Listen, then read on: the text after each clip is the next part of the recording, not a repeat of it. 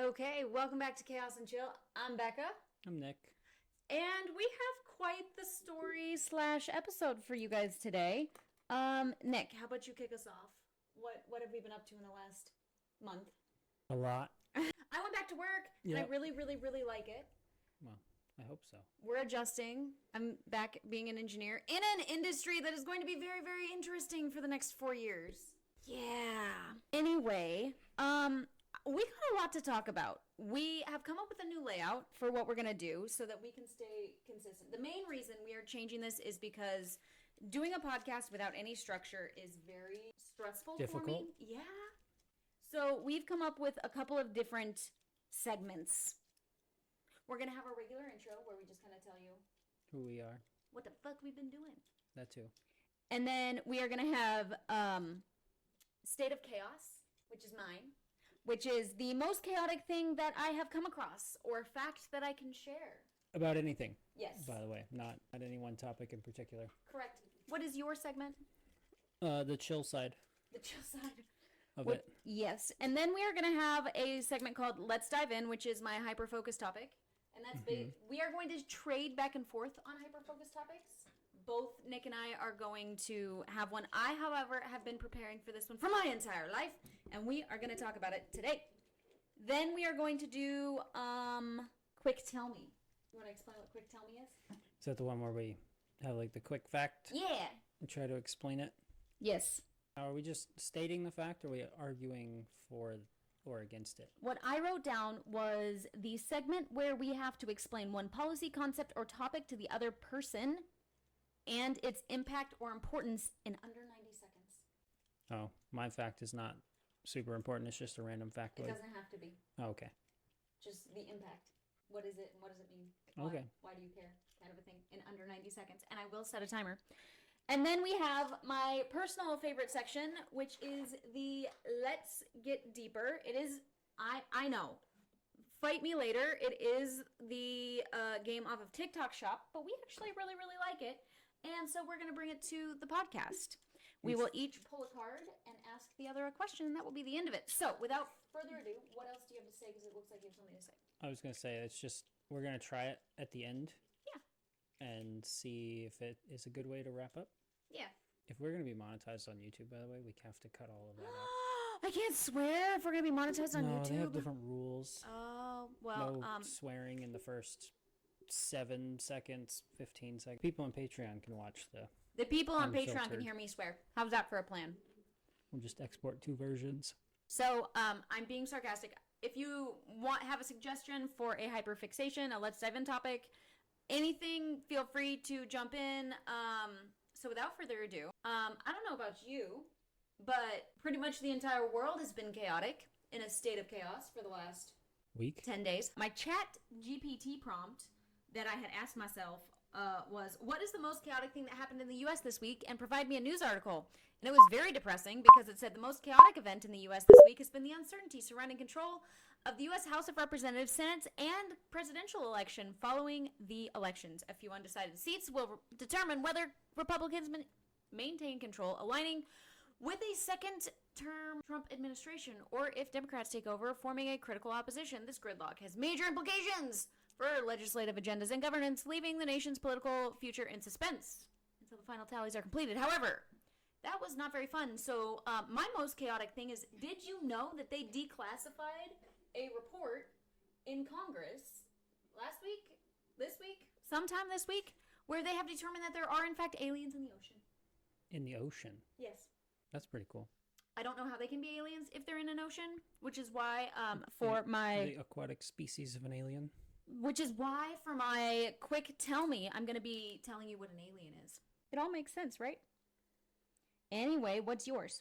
Like, I was supposed to look that up too? Yes, I did tell you. I didn't. I was driving. I gave you instructions. And then I got here, got everybody settled, set everything up, and she's like, all right, you ready? I was like, no, I'm not ready.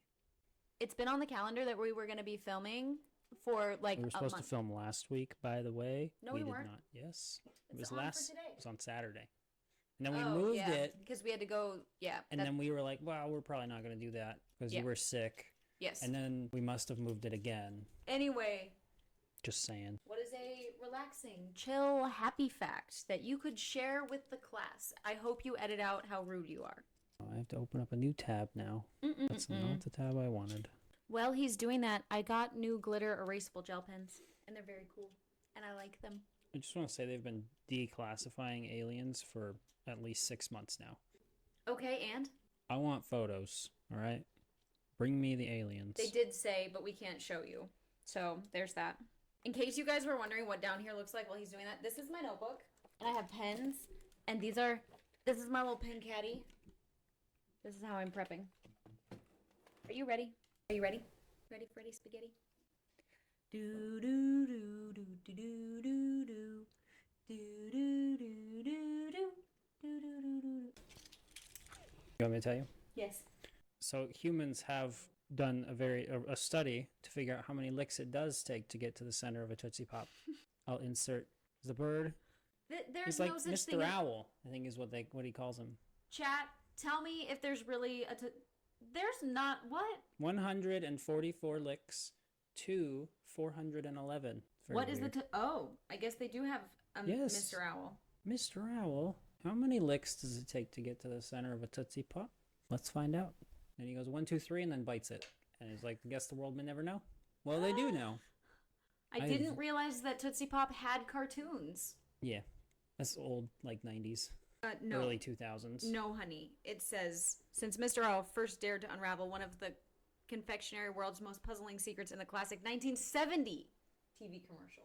Well, okay, I'm not disputing that he's older, but he was around when I was around. So how many, tell me again, I wasn't listening because I was trying to discover if there really was a Tootsie Pop. 144 to 411. That's a really big range. That really is. Show me the gauge R&R. How did you come to that number? I don't know. Let me see. There's a found out. Oh, they used to have it on their website apparently, but now it just says error 404. Wild. Anyway, Darn. this cannot become Becca's next hyperfixation topic because Beka comes with facts and figures. Yeah, she had more time to prep. She was not driving. No, I had 40 minutes. I had 5. You're not talking about tariffs. Oh, fair. It's my hyperfixation topic. Okay, so before we jump into tariffs, I have to make a caveat. Nick and I have been struggling a lot in the last 10 days in a post-election world where we're just disappointed. Yeah. I'm disappointed in my fellow man, although I'm not surprised. But one of the things that we are really, really struggling with is it feels very inauthentic and like dystopian to be like, hey, I know you're really worried about what the world is going to look like in 2.5 months, but here's my 2025 planner, buy it from me. It feels very dystopian. It's hard to do. It's very, very hard to do. And it feels wrong. Very. And I feel like that's putting it lightly. Yeah. I know that I am carrying a lot more struggle about it because I am neurodivergent and I do have different thought processes than people. And so I am very much struggling with that. And I do recognize that. Yeah. But we have never shied away from talking about difficult things. So one of the main reasons that we decided to go ahead and increase the structure to the podcast is one of the things that I can do is help educate people in layman's terms. Keep in mind, we are not an expert in any of this bullshit. I am not a financial advisor. Nope. Nor am I an expert in... Nope. But one of the things that Anything. makes me very, very, very upset, and this is one of the reasons I wanted to talk about this particular one, is it was kind of boiled down to women's rights and the rights of marginalized communities versus the price of eggs. Like, anywhere you go, it was like, well, I was tired of, high prices, bestie. I just want to know, what kind of eggs are you guys buying? There's I'm not disputing that the prices have not gone up. Well, we're going to talk about that. But my eggs are like $3. I don't buy fancy free-range whatever eggs. Even if you do, you can buy them for $5.99 from the people down the street. Support your local farmers. Yes, support your local farmers.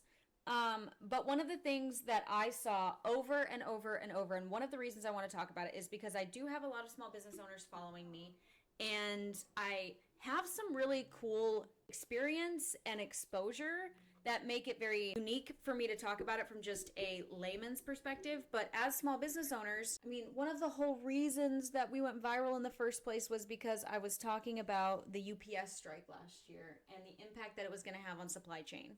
Purely from a standpoint of they deliver your packages. Right. If you're planning on mailing them, it might take a couple days extra. Right. It wasn't even anything about unions or labor laws or anything like that. I mean, I did briefly talk about unions and I said not to cross the picket line, but that we are not talking about unions. But what we are going to talk about today in our Let's Dive In topic is tariffs, because I don't know if you have seen this, and I'm going to say right now, I'm going to start a list of things, of assets that Nick needs to pull for this. The Google trend search where people were Googling what is a tariff. I have all kinds of information pulled up. So that's what we're going to talk about. I'm going to talk about the history of tariffs a little bit. I'm going to talk about how they actually happen. And I'm going to talk about what they really look like today and how they impact small businesses. Would you like to go to class with me? Sure. Okay. In very foundation level terms, and by the way, I did handwrite more than 2 pages of notes. So. You can't see them. Yes, you can. They're right here. Now you can. Becca's notes. Long story, very, very short.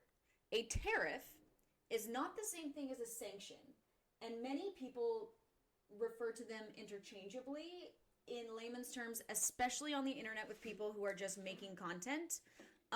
But a tariff is a tax, and it is imposed by one country on goods imported from another country. These are what often kick off trade wars. Do you know if we are in an active trade war as the United States of America, by the way? Do you know? I would say maybe. I don't know. Okay, so I'm going to ask you another question. I have a list. Depends on who you're talking to. So, countries are ranked based on their strength in the international trade industry. Very simplistically. And so I want to know, what do you think our top 5 companies that we import from are? Like the type? No, I want to know which countries you think we import the most from. Okay, you said companies. I was like, you're asking me to list a specific company? No, I meant idea. countries. Where we get our goods? Yes. China. Is that your number 1? Yep. You are wrong. What?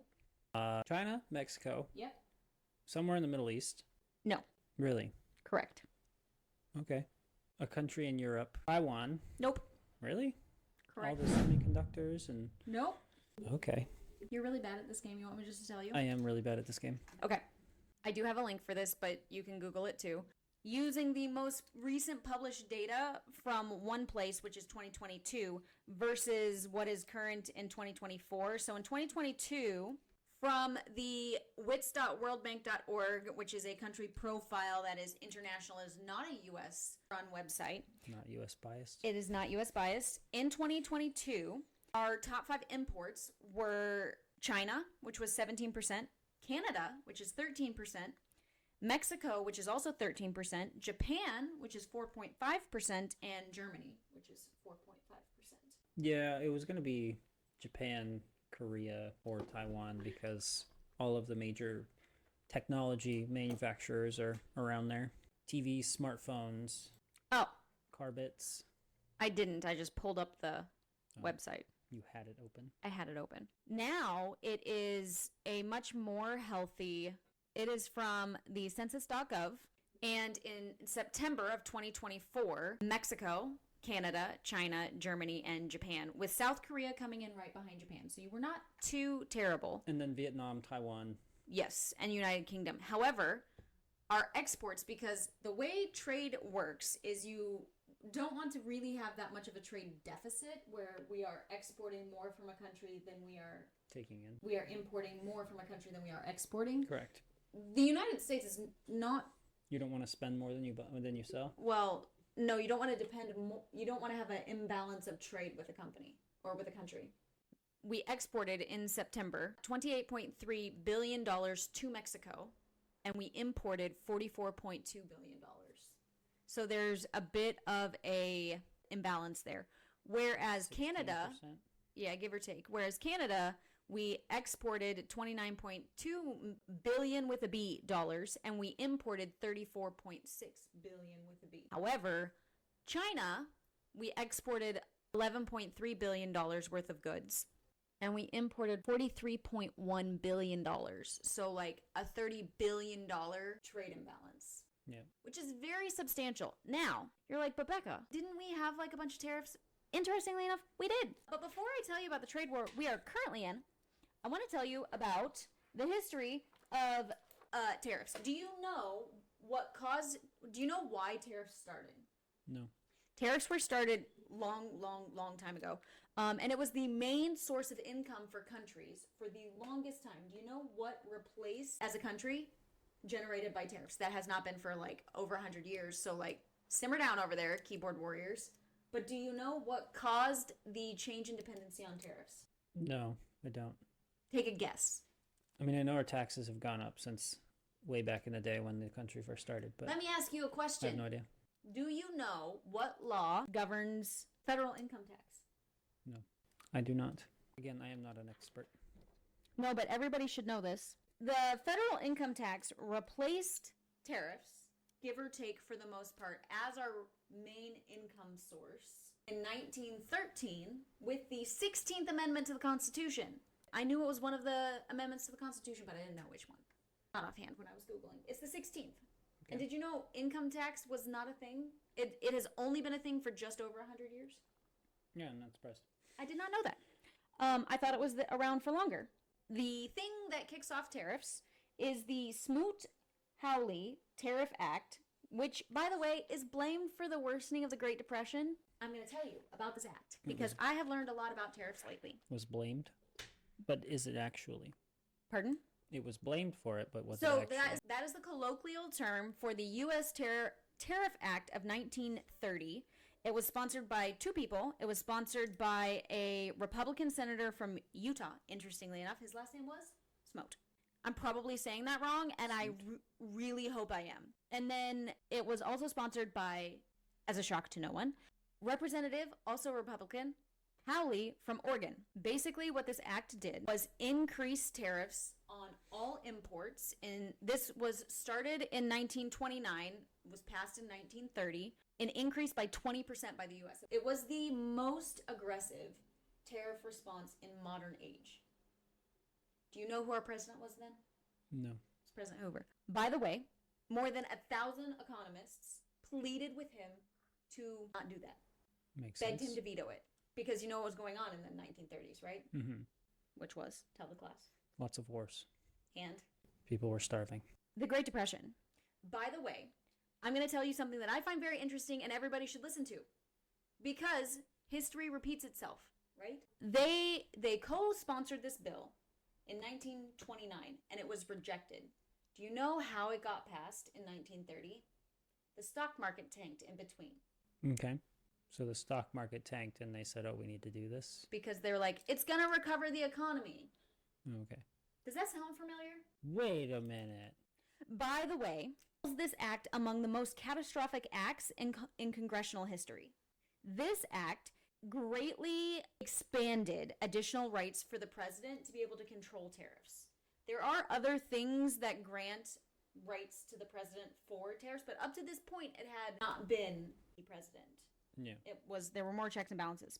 So. Well, you would imagine it's somebody else, the branch of government. They passed it. The coin purse. Right. They passed it. It was a 20% increase by the U.S. By the way, 25 countries retaliated, and global trade plummeted for nearly a decade. You mean they don't like being charged extra? No. They don't want to pay taxes? By the way, 4 years later, President Roosevelt helped pass the Reciprocal Trade Agreements Acts of 1934, which basically kind of overrode this. There were other laws, which I do have them written down, but it really doesn't matter. World trade declined by 66% over 4 years. Not only due to this act, but definitely very much triggered by. And I want you guys to think about this. This does not help. It kicks off trade wars.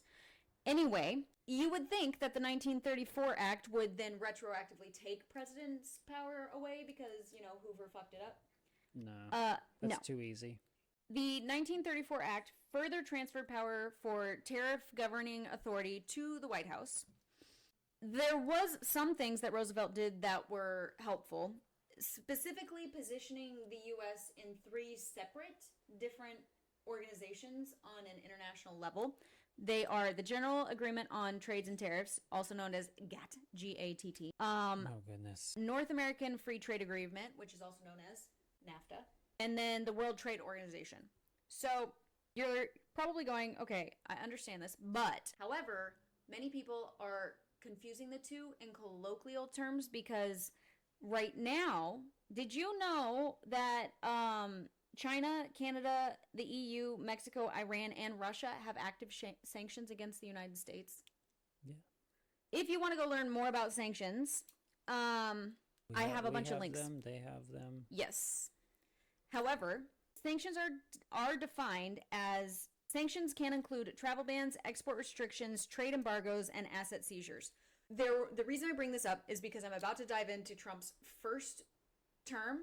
And many people are like, but Biden did more tariffs. And they are talking about two separate things because Biden did impose sanctions on multiple European and Asian countries. There are currently, United Nations sanctions since 1966 has had 31 sanction regimes, and there are currently 14.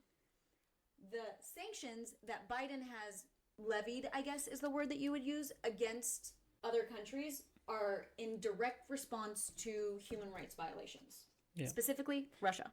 Yeah, I would say most of those came from Russia. I will say, in the last 6 or so weeks, multiple countries have issued travel restrictions and warnings to their citizens coming to the United States because of the election. So, like, it goes both ways. Yep. That also did happen, which I will say. There were several very restrictive countries that were like, Biden, you can't travel.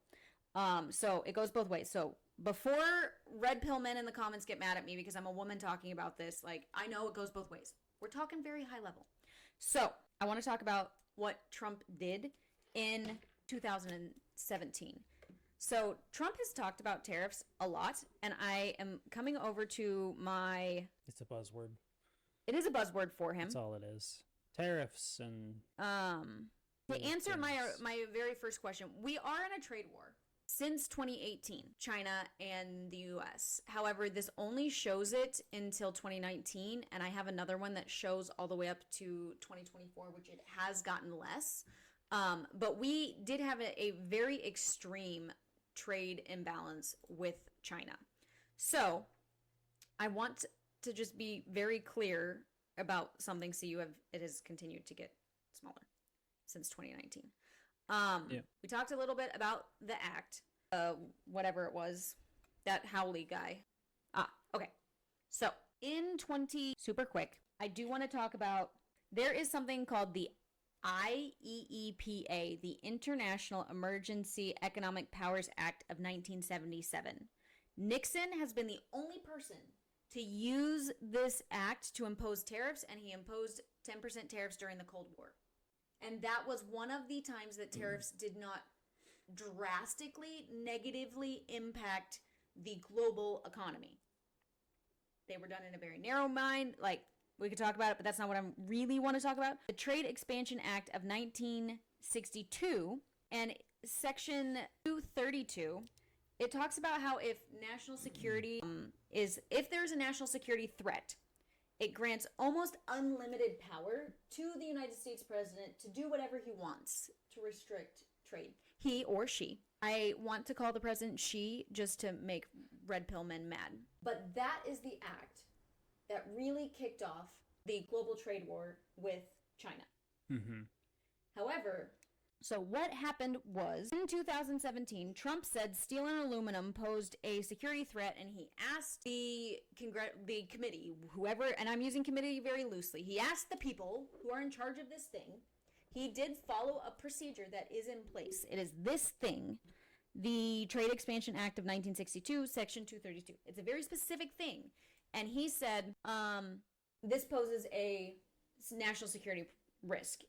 And they came back and said, you're right. Even though, so Trump basically said that it was a national security risk due to imported steel and aluminum. Why was it a risk? Because of quality or? Nope.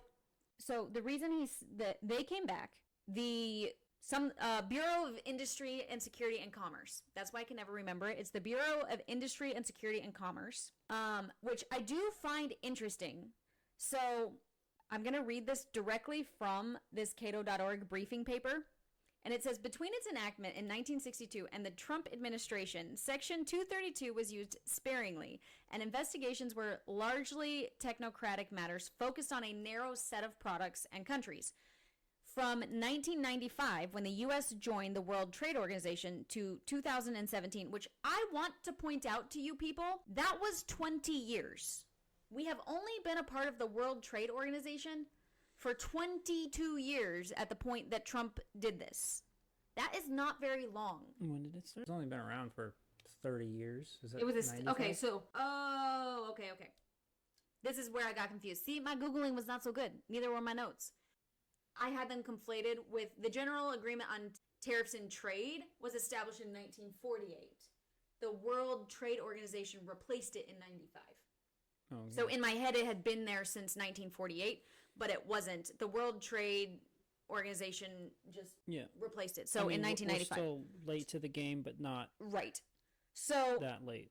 We were there from basically the beginning. From 1995 to 2017, including through the war on terror with George W. Bush, once in 1999 for crude oil, and once for semi-finished steel in 2001. In both instances, both the Bureau of Industry, Security, and Commerce declined to find the importation of those products to be an issue of national security. So please explain to me how in 2001 they said steel wasn't a national security risk when we objectively had a higher threat level. Yep. But in 2017, he ordered them to investigate whether a wide range of imported steel and aluminum products threatened the national security. The Secretary of Defense, who at the time was James Mattis, is that how you say it? Oh, I don't remember. You know, the praying mantis guy? No, I don't know what you're talking about. How do you not know who James Mattis is? You know who he is. Praying mantis guy? No, that's just what I called him. Yeah, not everybody else. That does not help. This guy, General Mattis. General James Mattis, you don't know who that is? We served in the military under him. This committee, who has or bureau, my bad, they're not a committee, they're a bureau. This bureau, who the two other times they were asked, said no. Told Trump after Secretary of Defense and many other people were like, no, it's fine, don't do tariffs. Trump said, I'm going to do tariffs anyway. Did you know all of that? That he didn't listen? Yes. I mean, I'm not surprised. So we know what he thinks about experts here. Bureau of Industry and Security and Commerce, which I want to find it and read it, but I'm not going to, not for this. Issued reports finding that imported steel and aluminum did jeopardize national security by weakening the domestic industry's productive capacity, which, by the way, I work in manufacturing and we use a lot of steel, and that'd be bullshit. Survey says bullshit. It's more complex than that, but it's just not true. Anyway, Trump imposed a 25% tariff, which was very, very high, on imported steel and 10% tariffs on imported aluminum from all countries except one, Australia. Which, why? Australia, we were nice to you and you still beefed with us at the Olympics. Also, you have bad breakdancers. It's fine. They lost to chickens. What? They're the only country to lose a war to birds. Chickens? Not chickens. They're just giant chickens. I'm very confused. Emu, I think it was. They lost a war with birds? Yeah, the government went after them, and they lost. What I do find very interesting is that the administration turned around and exempted Canada and Mexico because both of those countries retaliated, because that's how this works. And I would like to point out that since 2018, the Trump and Biden administrations have replaced tariffs on imported goods from very specific jurisdictions with quotas, which means we can't import more than a certain amount. But what I want to point out is that in 2018 and 2019, it wasn't just the tariffs on steel. Trump administration imposed nearly $80 billion worth of new tariffs on thousands of products valued at approximately $380 billion, which to me is just insane. So $80 billion in taxes, $380 billion in goods, basically. That we're buying? Yes. Or that are being That it's bought? impacting. Oh. I would like to be very harsh here, or honest. The Biden administration did say when they were on the campaign trail that he was going to stop all of these, and he did not. In fact, in May of 2024, the Biden administration announced very targeted tariff hikes on an additional $18 billion of Chinese goods, specifically targeting semiconductors and electric vehicles, which caused an additional tax increase of $3.6 billion. I want to pause for 1 second. And this is where Nick is going to do some fancy editing. So let's pause and remember that $80 billion is what Trump did, whereas Biden put $18 billion on a very targeted area where you use tariffs when there is a imbalance in trade. Yep. Which is what he was targeting. And instead of 380 billion with a B, it was 3.6 billion. I don't even know how much, like, it's just such an infinitesimal amount. Like, it's not nothing. I want to acknowledge that. But I want you to hold on to your hats. I'm wondering if it has to do with the times.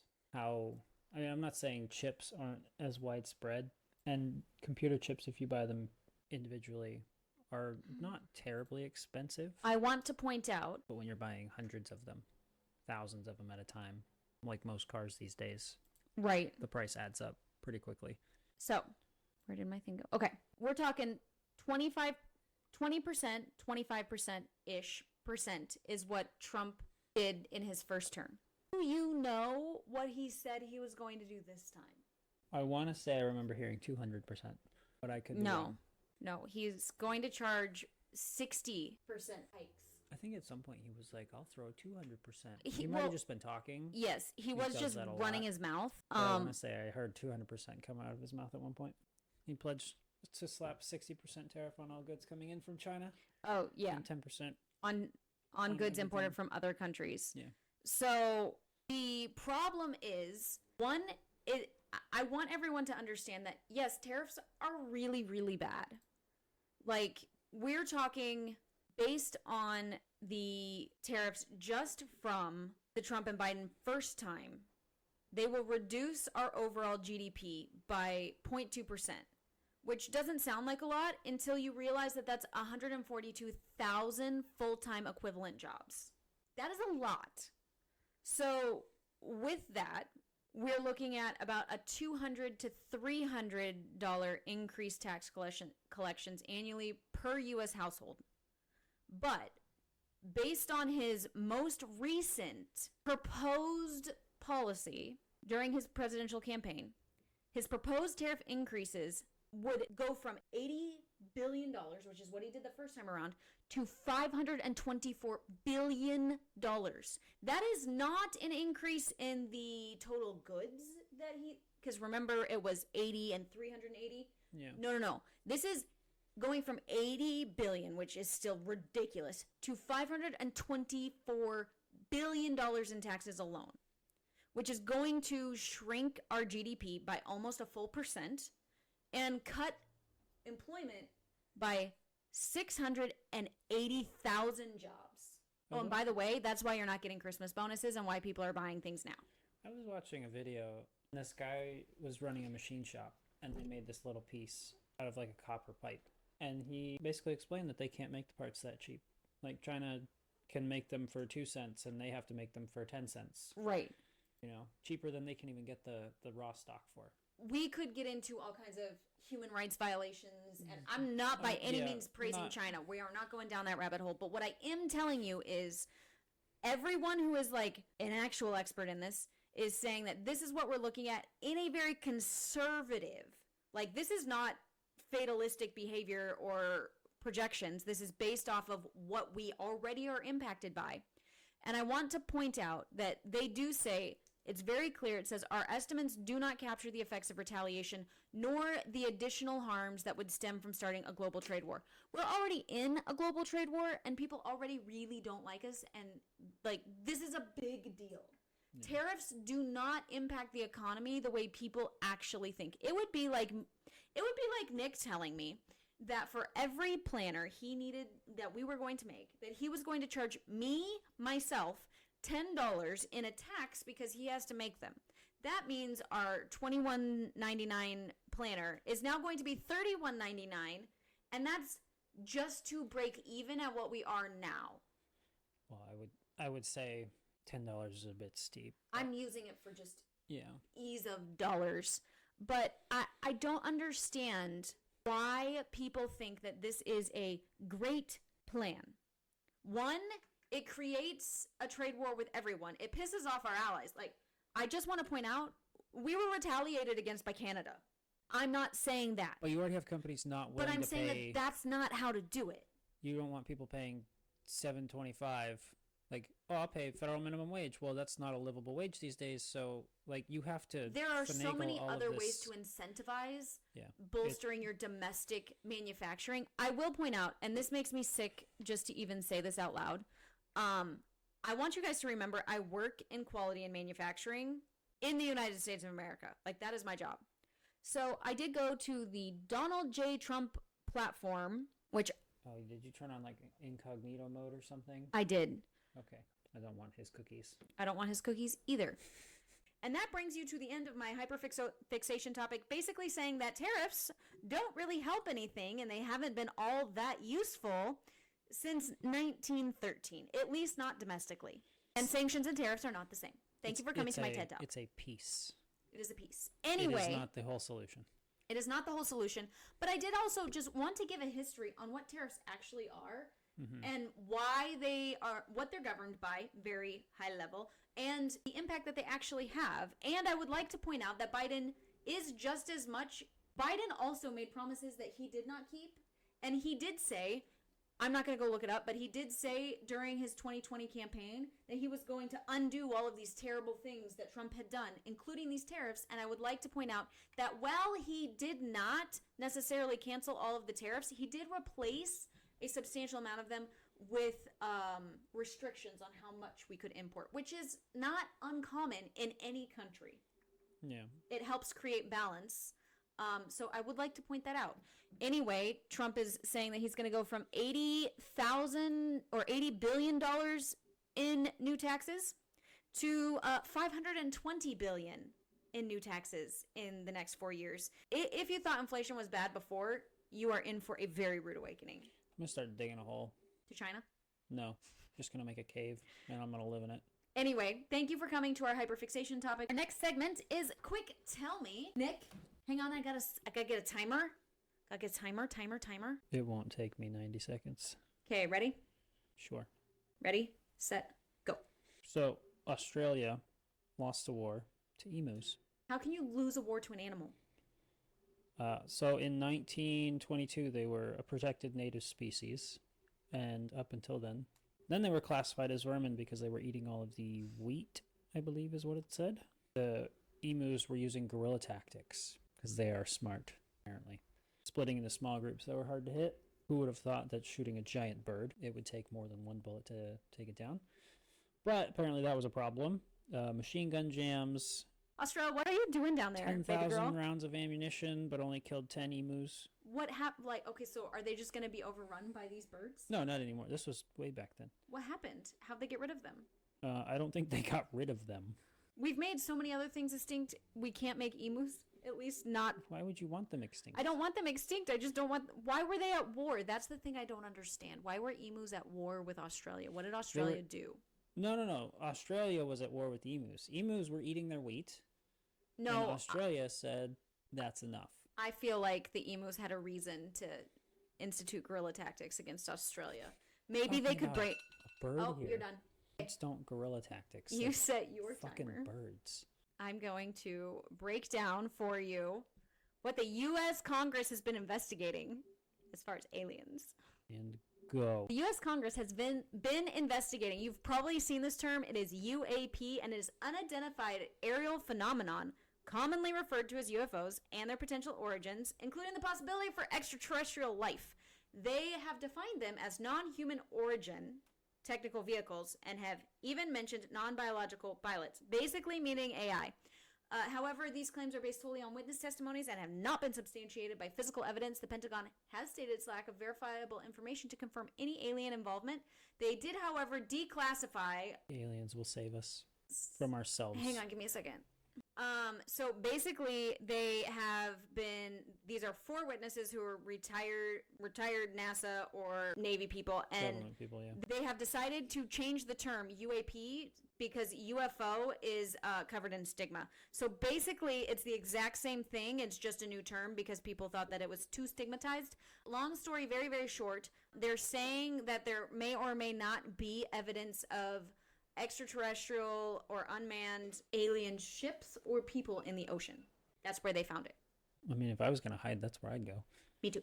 Why would you Anyway, be up here with the rest of us? I don't know. Where you'd be found. But did you learn anything in the tariffs conversation? Yeah. I think it's very interesting. I'm very interested in how we as a small business are going to react to tax prices and hikes.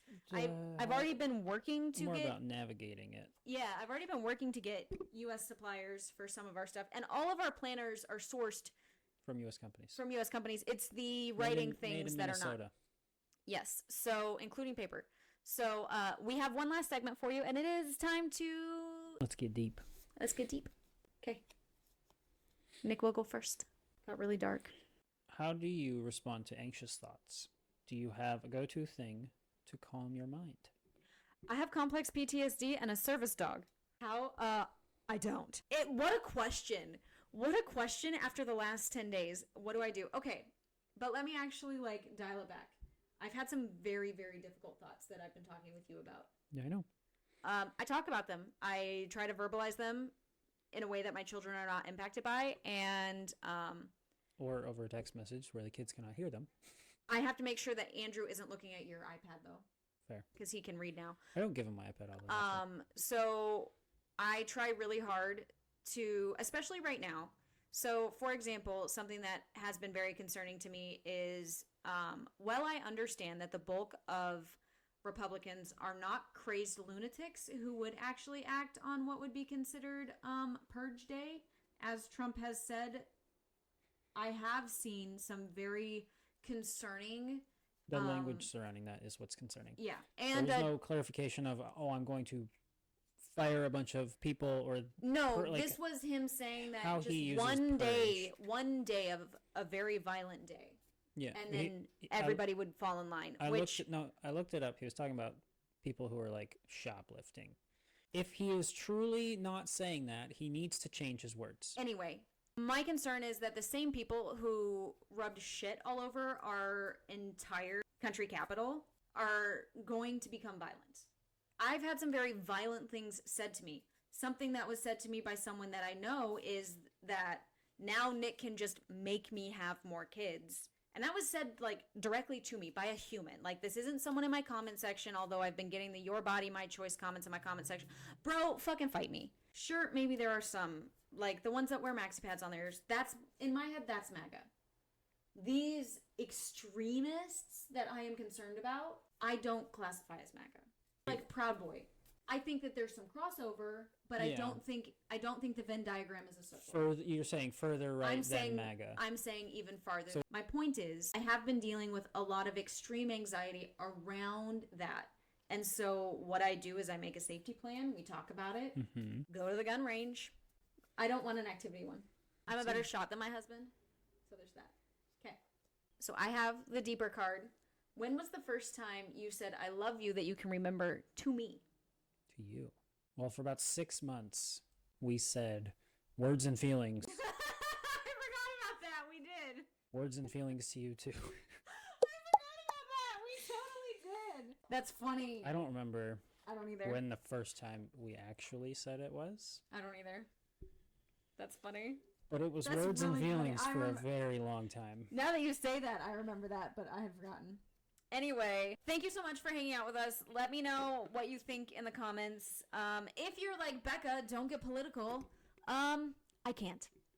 Anyway. It's not possible. It's not possible. From 2 military veteran small business owners, the next 4 years are going to be a wild ride. We are going to try and be ethically. We will survive. We will survive, yeah. One day at a time. We definitely should be, as small business owners, looking at where we're importing from and at least trying to. I am actually going to start researching some Mexican suppliers for a couple of the things that I want to bring in because I feel like that would be a little bit more advantageous for us.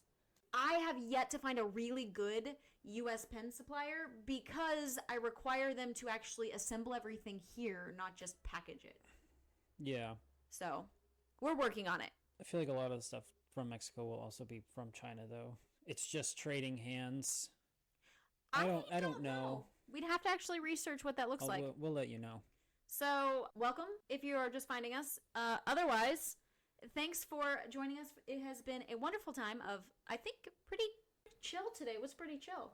I think so. Anyway, I hope you guys are having a wonderful day. Let us know in the comments if you like the new layout. Tell me what you think. And give Nick an idea for his Let's Get Into It topic because he's going to be the one covering it next time. I am not going to have as many notes. Probably not. You'll probably put it all in your phone. You'll put it all in your phone, whereas I write them down. Anyway, thank you everyone. Have a wonderful rest of your day. Bye-bye. Bye-bye.